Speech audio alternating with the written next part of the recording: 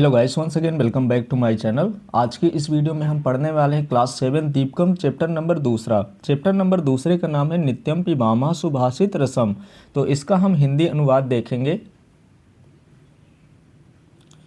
जैसे यहाँ पे टीचर है और ये क्लासरूम का दृश्य दिखाई दे रहा है। तो यहाँ पे एक लड़की है, वो पूछ रही है कि महोदय, यानी कि टीचर को बोलते हैं महोदय, अस्माकम विद्यालय से भित्तो। अस्माकम मतलब होता है हमारे, विद्यालय से मतलब होता है विद्यालय की, भित्तो मतलब होता है दीवार पर, यानी हमारे विद्यालय की दीवार पर अयोग्य पुरुषो नास्ति योजकस तत्र दुर्लभः, यानी कोई भी पुरुष अयोग्य नहीं होता, पर उसे योग्य काम में जोड़ने वाला पुरुष ही दुर्लभ है।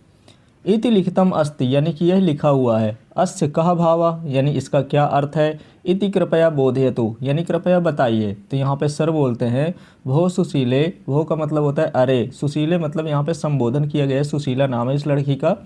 अस्य भावार्थ अस्ति, यानी इसका भावार्थ है यत अस्मिन् जगति कोऽपि अयोग्यः नास्ति, यानी इस जगत में कोई भी अयोग्य नहीं है।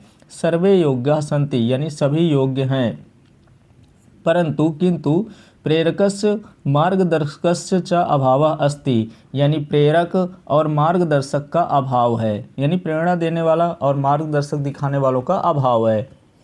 फिर यहाँ पे आगे ये लड़की फिर से बोलती है, ये वाली लड़की बोलती है आगे कि मान्यवर, यानी कि फिर से बोलती है कि महोदय मान्यवर, अहम अपि विद्यालयस्य परिसरे एतादृशम श्लोकम पठितवती, यानी कि मैंने भी विद्यालय के परिसर में इसी प्रकार के श्लोक पढ़ा है।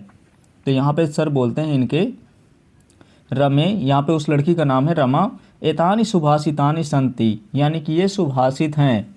अस्माकम चिंतन विकासाय, हमारे लोगों के चिंतन विकास के लिए ही, एव का मतलब होता है ही, एतानि सुभाषितानि विद्यालय परिसरे स्थापयन्ति, यानी ये सुभाषित विद्यालय के परिसर में स्थापित हैं। फिर यहाँ पे लड़का बोलता है कि महोदय सुभाषितानि इतनेन का अभिप्रायः, यानी महोदय सुभाषित इसका क्या अभिप्राय है या इसका क्या मतलब है। तो यहाँ पे सर बोलते हैं वत्स, यानी कि बेटा, मानवानां विविध मूल्यानां विकासाय श्रेष्ठ जने उक्तनानि सुवचनानि एवं सुभाषितानि, यानी कि बेटा, मानवों के विविध मूल्यों के विकास हेतु श्रेष्ठ लोगों के द्वारा जो बोले गए सुंदर वचन हैं वही सुभाषित हैं। तो यहाँ पे सर इनके बोलते हैं कि यहाँ पे मानव के विविध मूल्यों के विकास के लिए जो श्रेष्ठ लोगों के द्वारा कहे गए सुंदर वचन हैं वही सुभाषित हैं। जैसे हम बिल गेट्स हो गए या कोई भी चीज़ हो, कोई अटल बिहारी वाजपेयी हो गए, इनके मुख से निकले हुए जो अच्छे वचन होते हैं उसी को सुभाषित मान लेते हैं। जैसे यहाँ पे एक क्लास का दृश्य दिया हुआ है और यहाँ पे ये लड़का पूछ रहा है कि श्रीमन, यानी कि श्रीमान, सुभाषिता नाम पठनेन कह लाभः, यानी सुभाषितों को पढ़ने से क्या लाभ है। तो यहाँ पे इनके सर बोलते हैं आगे, तो सर बताते हैं इनके कि प्रिय सुरेश, यानी प्रिय सुरेश, सुभाषिता नाम पठनेन, यानी सुभाषित पढ़ने से अस्माकम, यानी हमारा, नैतिका सामाजिका च विकासा भवति, यानी नैतिक और सामाजिक विकास होता है।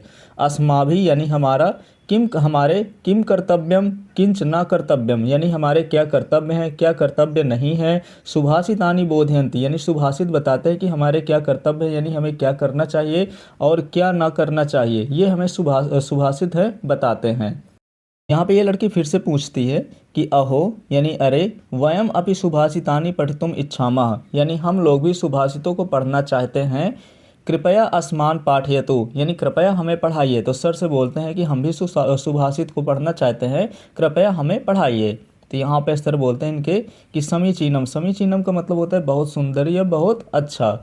तरही वयम, यहाँ पे तरही लिखा हुआ है, वयम सुभाषिता नाम रसम पिबामा, तो कहते हैं कि तब हम सब लोग सभी सुभाषितों को के रसों को पीते हैं, यानी जितने भी सुभाषित इस चैप्टर में दिए हुए हैं उनके रसों को पीते हैं का मतलब होता है कि उनको सीखते हैं और अपने जीवन में आचरण करते हैं।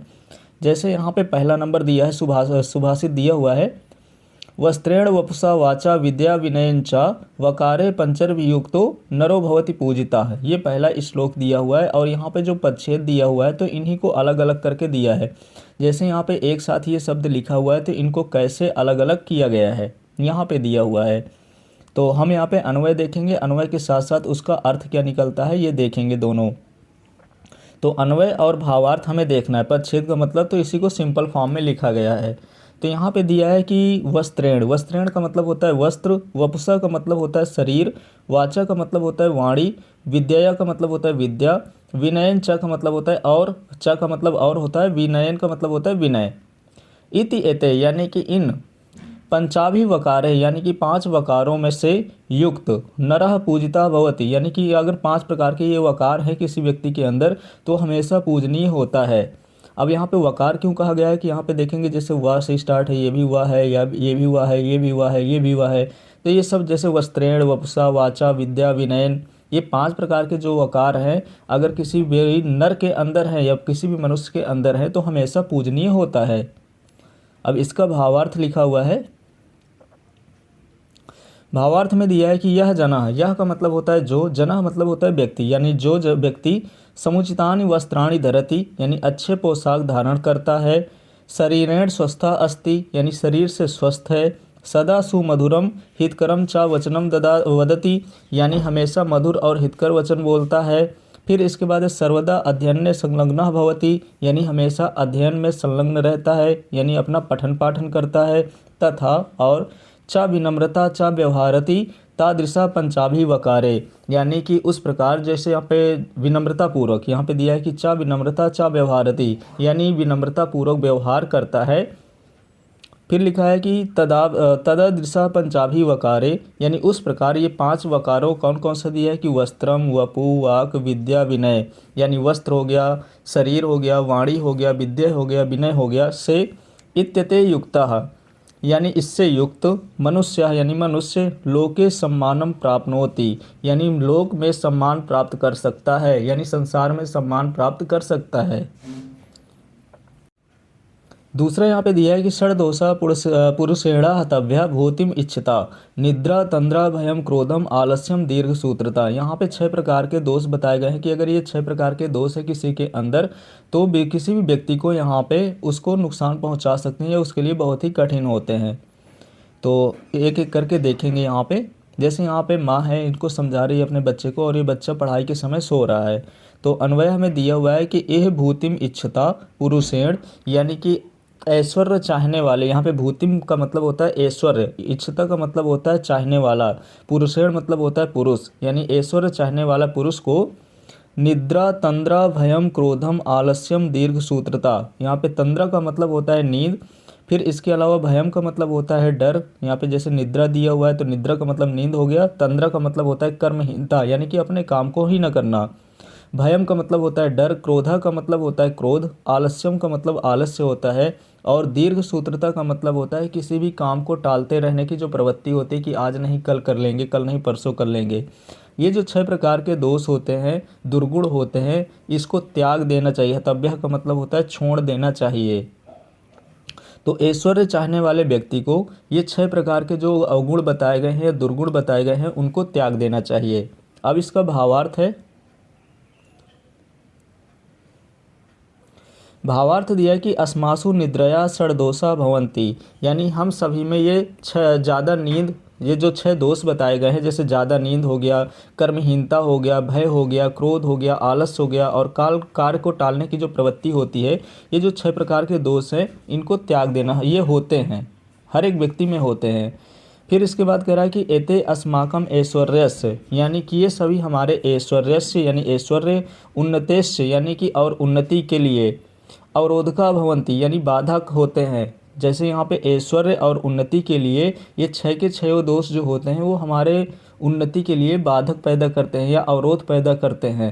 अतः इसलिए यदि मानव यहाँ पे लिखा है कि यदि मानवा स्वजीवने धनिका विद्वान व भवितुम इच्छति यानी कि व्यक्ति जीवन में धनी या विद्वान होना चाहता है, ऐश्वर्यम वैभवम च प्राप्तुम यानी ऐश्वर्य और वैभव प्राप्त करना चाहता है, वाचति तहिर सह अति निद्रा तंद्रा भीतिम क्रोधम आलस्यम विलंबेन कार्यकरणस्य प्रवृत्तिम च एतान षड्दोषान परित्यजे यानी कि अगर कोई भी व्यक्ति ऐश्वर्य और वैभव प्राप्त करना चाहता है तो उसे अति निद्रा यानी कि सोने की जो प्रवृत्ति है कि ज़्यादा सोना वो भी छोड़ देना चाहिए, तंद्रा छोड़ देना चाहिए, भीति यानी कि भय छोड़ देना चाहिए, क्रोध छोड़ देना चाहिए, आलस्य छोड़ देना चाहिए और देर से काम करने की जो प्रवृत्ति है, काम को टालने की प्रवृत्ति है, इन सब चीज़ों को छोड़ देना चाहिए। परित्यजित का मतलब होता है त्याग देना चाहिए। आगे देखेंगे यहाँ पे तीसरा,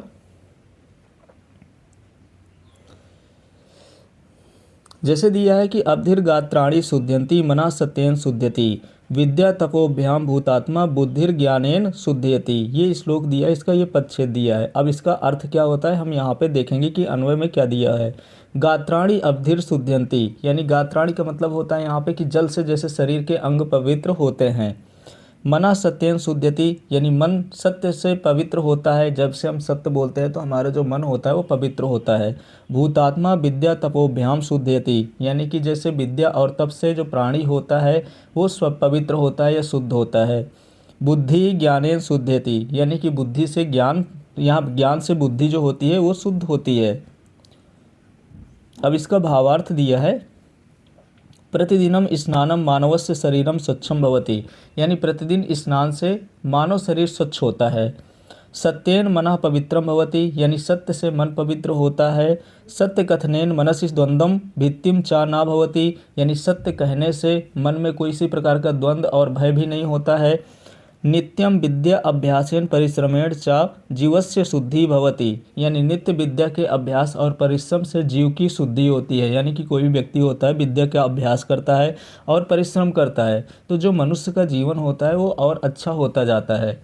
ज्ञानेन चा बुद्धि निर्मला भवति, यानी ज्ञान से बुद्धि निर्मल होती है। अतः इसलिए मनुष्य नित्यम स्नानम सत्य कथनम विद्या अभ्यासम परिश्रम ज्ञानार्जनम चा कुर्यात, यानी इसलिए मनुष्य को नित्यम स्नान, फिर है सत्य कथनम, यानी सत्य कथना कहना चाहिए या सत्य बोलना चाहिए, विद्या का अभ्यास करना चाहिए, परिश्रम करना चाहिए और ज्ञान अर्जन करना चाहिए। आगे देखेंगे, आगे दिया है कि उत्तरम यत् समुद्रस्य हिमाद्रश्चैव दक्षिणम वर्षम तद भारतम नाम भारतीय यत्र संतति। अब इसका पदच्छेद भी उसी तरह से दिया हुआ है। हम देखेंगे अन्वय, और अन्वय के साथ साथ भावार्थ। दिया है कि यत् समुद्रस्य उत्तरम, यानी समुद्र के उत्तर में, हिमाद्रश्चैव दक्षिणम, यानी और हिमालय के दक्षिण में, तद एव भारतम, यानी कि जो देश है भारत, नाम वर्षम, यानी कि भारतम नाम वर्षम, यानी उसे भारत, और यत्र भारतीय, यानी वहाँ के जो लोग हैं या संतान हैं, संताति ही अस्ति, यानी इसका मतलब ये हुआ कि जैसे यत्र समुद्र से उत्तरम हिमाद्रश्चैव दक्षिणम, यानी समुद्र के उत्तर में और हिमालय के दक्षिण में, तद एव भारतम नाम वर्षम यत्र भारतीय संतति ही अस्ति, यानी उसे भारत और उसकी संतान को भारतीय कहते हैं। अब इसका भावार्थ क्या दिया है इसको हम देखेंगे। तो भावार्थ में दिया है कि अस्मिन सुभाषिते, यानी कि इस सुभाषित में, सुभाषिताकार यानी सुभाषितकार जो हैं, भारतस्य भौगोलिकम स्वरूपम वर्णयति, यानी भारत के भौगोलिक स्वरूप का वर्णन करते हैं। हिंद महासागर से उत्तर भागे, यानी हिंद महासागर के उत्तर भाग में, हिमालय से चा दक्षिण भागे, यानी और हिमालय के दक्षिण भाग में, यह भूभाग अस्ति, यानी जो भूभाग है, तस्य भूभागस्य नाम भारतवर्षम, यानी उस भूभाग का नाम भारतवर्ष है। अत्रतः नागरिकाः भारतीयाः इति प्रसिद्धा, और यहाँ के नागरिक भारतीय नाम से प्रसिद्ध हैं। ये हो गया इस श्लोक का मतलब। अगले देखते हैं कि जैसे यहाँ पे लिखा हुआ है, एक पहले हम इमेज देखते हैं कि यहाँ पे एक नल है और बूंद बूंद करके ये घड़ा भर रहा है। इसी तरह से ये लड़की है, पढ़ी लिखी हुई है, तो डिग्री लिए हुए है, तो इन्हीं के बारे में कुछ दिया हुआ है, तो हम देखते हैं। जैसे लिखा है, जल बिंदु निपातेन क्रमशः पूर्यते घटः सा हेतु सर्व विद्यानाम धर्मस्य चा धनस्य चा। अब यहाँ पे जल बिंदु निपातेन दिया हुआ है, क्रमशः पूर्यते घटा, यानी कि बूंद, जल की एक एक बूंद गिरने से यहाँ पे जो घटा है यानी कि घड़ा होता है वो भरता है, तो इसी के बारे में दिया है। तो हम देखते हैं अन्वय और उसका भावार्थ। तो अन्वय में दिया है कि घट, घट का मतलब होता है घड़ा, कि घटा क्रमशः जल बिंदु निपातेन पूर्यते, यानी जिस प्रकार पानी की एक एक बूंद लगातार गिरने से घड़ा भर जाता है, सा हेतु सर्व विद्यानाम धर्मस्य चा धनस्य चा भवति, यानी उसी प्रकार समस्त विद्याओं, धर्म और धन का संचय करना चाहिए। भावार्थ देखेंगे, यथा निरंतरम जलस्य बिंदु नाम पतनेन रिक्ता अपि घटः पूर्णः भवति, यानी जिस प्रकार से पानी की बूंद गिरने वाले से खाली घड़ा भी भर जाता है, ठीक उसी प्रकार से, तथा मतलब होता है उसी प्रकार से, जीव ने यानी कि जीवन में, निरंतरम यानी कि लगातार, फिर है अभ्यासेन यानी कि अभ्यास से, सामान्य अपि मानवा यानी सामान्य मानव भी, सर्व प्रकारम ज्ञानम धर्मम धनम च लभते, यानी सभी प्रकार के ज्ञान, धर्म और धन को प्राप्त कर लेता है। तो यहाँ पे श्लोक के माध्यम से बताना चाहता है कि जैसे एक एक बूंद गिरने से जो खाली घड़ा होता है वो भी भर जाता है, ठीक उसी प्रकार से मनुष्य को यहाँ पे सभी प्रकार का अगर ज्ञान, धर्म और धन प्राप्त करना है तो उसको निरंतरम अभ्यास करना चाहिए, यानी लगातार अभ्यास करते रहना चाहिए। आगे देखेंगे, अगला श्लोक यहाँ पे दिया है कि यह पठति लिखति पश्यति परिपृच्छति पंडितानुप्रश्यति तस्य दिवाकर किरणे फिर है नालिनी दलमेव विस्तारिता बुद्धि। यानी यहाँ पे दिया हुआ है इसका अन्वय कि यह पठति लिखति पश्यति, यानी कि यह का मतलब होता है जो, पठति मतलब पढ़ता है, लिखति मतलब लिखता है, पश्यति मतलब देखता है, परिपृच्छति का मतलब प्रश्न पूछता है, पंडितानान उपाश्रयति यानी कि बुद्धिमानों का आश्रय लेता है, तस्य बुद्धि यानी कि उसकी बुद्धि, दिवाकर किरणे है, फिर है नालिनी दलम एव विस्तारिता भवति यानी उसी प्रकार बढ़ती है जैसे सूर्य की किरणों से कमल की पंखुड़ियाँ। तो यहाँ पे दिवाकर किरणें का मतलब होता है सूर्य की किरणें और नालिनी दलम का मतलब होता है कमल की पंखुड़ियाँ। तो जैसे सूर्य के प्रकाश पड़ने से यहाँ पे कमल की जो पंखुड़ियाँ होती हैं खिलती हैं, इसी प्रकार से यहाँ पे जो पढ़ता है, लिखता है और देखता है, परिपृच्छति यानी प्रश्न पूछता है, अपने से बुद्धिमान लोगों के साथ रहता है तो उसकी भी बुद्धि का विस्तार होता है। भावार्थ देखेंगे कि अस्माभि आत्मविकासाय यानी हम सभी को आत्मविकास के लिए सर्वथा यानी हमेशा श्रेष्ठ जने यानी कि श्रेष्ठ जनों के साथ ससंगति यानी कि श्रेष्ठ जनों के साथ संगति, वासश्च कर्तव्य यानी और वास करना चाहिए। तो हम सभी को आत्म विकास के लिए हमेशा श्रेष्ठ जनों के साथ संगति और वास करना चाहिए।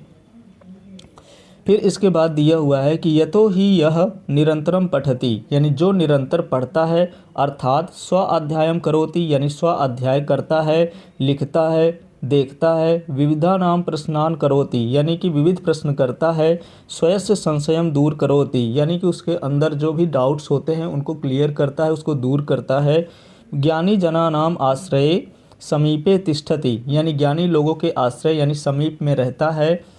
फिर तथैव, फिर इसके बाद है तस्य बुद्धि यानी कि उसकी बुद्धि, तथैव मतलब उसी प्रकार, वर्धते यानी बढ़ती है, यथा जैसे सूर्य से किरणें कमलम पूर्णतया विकसंति भवति यानी कि जैसे सूर्य की किरणों से कमल पूर्णतया विकसित होता है। तो यहाँ पे बताया गया है कि जैसे कोई भी व्यक्ति होता है तो आत्मविकास यानी आत्मविकास के लिए हमेशा श्रेष्ठ जनों का संगति करना चाहिए और उनके साथ रहना चाहिए और साथ में निरंतर पढ़ते रहना चाहिए यानी कि स्वाध्याय करते रहना चाहिए, लिखते रहना चाहिए, पश्यति यानी कि पढ़ना चाहिए, विविध नाम प्रश्नानाम करोति यानी स्वयं के संशय जो होते हैं उनके डाउट्स को क्लियर करते रहना चाहिए, ज्ञानी जन जो होते हैं उनके पास बैठना चाहिए तो उनकी जो बुद्धि होती है तो उसी प्रकार से बढ़ती है जैसे सूर्य की किरणें कमल की पंखुड़ियों को विकसित करती है, कमल को विकसित करती है। आगे देखेंगे, फिर यहाँ पे दिया है प्रिय वाक्य प्रदान सर्वे तुष्यंति जंतवा तस्मात् तदैव वक्तव्यम वचने का दरिद्रता यानी इसका पदच्छेद में उसी तरह से सिंपल फॉर्म में दिया हुआ है। अन्वय देखेंगे तो लिखा है सर्वे जंतवा प्रिय वाक्य प्रदान तुष्यंति यानी कि जितने भी जंतु होते हैं तो मीठी वाणी बोलने से सभी जीव संतुष्ट होते हैं। तस्मात् तदैव वक्तव्यम यानी कि हमें ऐसा मीठी वाणी बोलनी चाहिए, वचने का दरिद्रता यानी कि मधुर बोलने में कंजूसी कैसी करनी चाहिए। तो यहाँ पे बताना चाहता है कि जितने भी जीव जंतु होते हैं तो हमेशा प्रिय वाक्य बोलने से खुश होते हैं, तो हमें इस तरह के वाक्य बोलने में किस प्रकार की कंजूसी करना यानी हमेशा हमें प्रिय वाक्य बोलने चाहिए। आगे देखेंगे भावार्थ इसका, मधुर भाषणेन सर्वे अपि प्राणिनः अस्माकं सर्वाणि मित्राणि यानी पहला हम यहाँ पे देखेंगे, यहाँ पे अल्प विराम लगा हुआ है कि मधुर भाषणेन सर्वे अपि प्राणिना यानी कि मनुष्य के यहाँ पे दिया हुआ कि मधुर वाणी से सभी प्राणी, अस्माकं सर्वाणि मित्राणि यानी हमारे सभी मित्र, माता पिता भ्राता यानी भाई, इत्यादि यानी इत्यादि प्रसन्ना भवन्ति यानी कि प्रसन्न होते हैं। मधुर भाषणेन कापि हानि नास्ति यानी मधुर का भाषा जो होती है, मधुर बोलने से कोई हानि भी नहीं होती है, अतः इसलिए सर्वदा हमेशा मधुर भाषणम एव करणीयम यानी हमेशा मधुर भाषा बोलना चाहिए। मधुर भाषणे कदापि संकोचः न करणीयः यानी मधुर बोलने में संकोच नहीं करना चाहिए। तो इस इस श्लोक के माध्यम से या इस सुभाषित के माध्यम से बताना चाहते हैं कि मधुर भाषा बोलने से जितने भी प्राणी होते हैं और हमारे मित्र होते हैं, माता पिता भाई इत्यादि सभी प्रसन्न होते हैं। तो मधुर भाषा बोलने से कोई भी हानि नहीं होती है, इसलिए हमेशा हमें मधुर भाषा बोलना चाहिए और मधुर भाषा बोलने में कोई संकोच नहीं करनी चाहिए। ये इसका सुभाषित का मतलब हुआ। आगे देखते हैं, इसका लास्ट श्लोक दिया हुआ है कि आलस्यम ही मनुष्याणाम शरीरस्थो महान रिपुः नास्त उद्यम समो बंधु कृत्वा स्या याम नवसीदति। यानी इसका अन्वय दिया है कि आलस्यम ही मनुष्याणाम शरीरस्थ महान रिपु, यानी आलस्य ही मनुष्य के शरीर का सबसे बड़ा शत्रु होता है। उद्यम समः, उद्यम का मतलब होता है परिश्रम, उद्यम समः बंधु नास्ति, यानी कि परिश्रम के अनुसार कोई परिश्रम के जैसा कोई भाई नहीं है। जनः यानी कि लोग, यम उद्यम कृत्वा यानी कि जो परिश्रम करते हैं, ना अवसिदति यानी कि उनको कोई कष्ट नहीं होता है। आगे इसका भावार्थ देखेंगे। जैसे यहाँ पे 3 बच्चे हैं, तो 3 बच्चों में से एक बच्चा पढ़ाई कर रहा है, एक कुछ यहाँ पे भी काम कर रहा है, जैसे लैब में टेस्टिंग भी कर रहा है, पर ये बच्चा क्या है, ना पढ़ाई कर रहा है ना कुछ कर रहा है, बैठ करके भीख मांग रहा है। तो इन्हीं के बारे में ये दिया हुआ है। यहाँ पे दिया है कि आलस्यम एवं मनुष्यस्य शरीरे विद्यमान महान शत्रु अस्ति, यानी कि जो मनुष्य के शरीर में आलस्य विद्यमान है वही उसका सबसे बड़ा शत्रु होता है। इसके अलावा तत् एव अस्माकं कार्यस्य संपादने अवरोधकम भवति, यानी वही हमारे कार्य के पूरा होने में बाधक होता है, यानी उसको कार्य को पूरा नहीं होने देता है। परिश्रमा एव अस्माकं वास्तविकम मित्रम अस्ति, यानी परिश्रम ही हमारा वास्तव में मित्र होता है। यह परिश्रम करोति, यानी कि जो परिश्रम करता है, सह कदापि दुखम ना प्राप्नोति, यानी कि वह कभी भी दुख नहीं प्राप्त करता। तो इस सुभाषित के माध्यम से बताना चाहता है कि जो आलस्य होता है वो मनुष्य के शरीर में विद्यमान जो होता है वो मनुष्य का सबसे बड़ा शत्रु होता है। तत् एव अस्माकं कार्यस्य संपादने अवरोधकम भवति, यानी कि जो आलस्य होता है वो हमारे कार्य के संपादन यानी पूरा होने पर बाधा डालता है। परिश्रम के समान कोई हमारा मित्र नहीं होता है और जो परिश्रम करता है वो कभी दुखी नहीं होता है। आगे देखेंगे, आगे यहाँ पे दिया हुआ है कि 9वां श्लोक है, अष्टदश पुराणेषु व्यासस्य वचनम द्वयम परोपकारः पुण्याय पापाय परपीडनम। तो ये व्यास जी बैठे हुए हैं और इन्होंने 18 पुराणों की रचना किया है। तो यहाँ पे लिखा है अन्वय में कि अष्टादश पुराणेषु, यानी कि 18 पुराणों में से व्यासस्य वचन द्वयम, यानी कि व्यास जी के 2 ही बातें कही हैं कि परोपकारः पुण्याय परपीडनम पापाय, यानी कि परोपकार करना पुण्य होता है और दूसरे को कष्ट देना यहाँ पे पाप होता है। अब इसका भावार्थ देखेंगे। महर्षि वेद व्यासस्य अष्टादश पुराणानाम सारः वचनद्वये अस्ति, यानी महर्षि वेद व्यास के 18 पुराणों का जो सार है वो 2 वचनों में है। पहला वचन है कि परेशान उपकारेण पुण्य भवति, यानी दूसरे के उपकार से पुण्य होता है, यानी कि दूसरों के साथ हम अच्छा करते हैं तो पुण्य होता है। परेशान पर पीड़नेन पापम भवति, यानी दूसरों को पीड़ा देने से पाप होता है। अतः इसलिए अस्माभिः सर्वदा परोपकारः करणीयः, यानी हमेशा हम लोगों के द्वारा परोपकार करना चाहिए, यानी परोपकार किया जाना चाहिए। अन्येषां पीड़नम कदापि न करणीयम, यानी दूसरे को पीड़ित कभी भी नहीं करना चाहिए, दूसरे को कष्ट कभी नहीं करना चाहिए। तो यहाँ से ये चैप्टर कंप्लीट हो गया।